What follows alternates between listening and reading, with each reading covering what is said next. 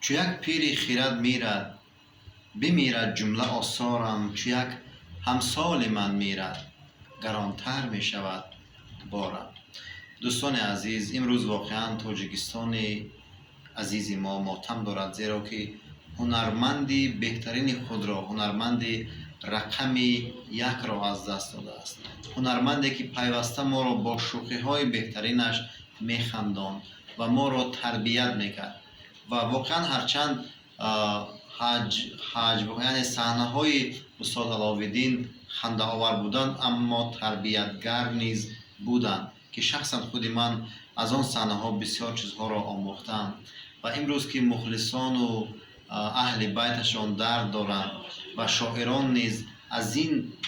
درد میگریند و حتی شاعران الکی برایشان ببینید که چند لحظه نگذشته جهان با خبر شد که چنین هنرمندی بسیار هم شناخته از عالم گذشته است و تمام تاجیکستان الکی میداند که استاد علاوالدین رحلت کردند و شاعرانش نیز از سوز دل مرثیه ها میگویند و در این مصرع ها دولت سفر شاعر ورزیری تاجیک خیلی دردناک گفته: در یاد علاوالدین که خون گریه کنیم،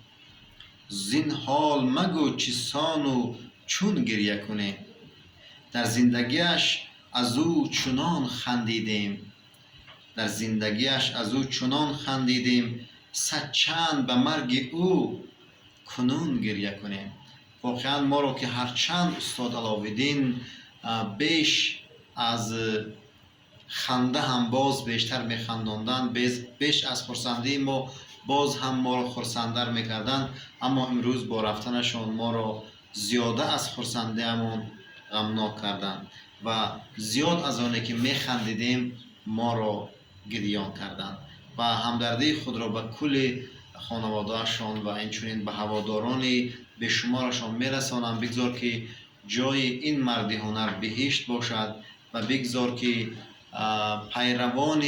علاوالدین عبدالله هنر آن کس را زنده نگاه دارند و همیشه در بهشت جاودان مکانشان باشد.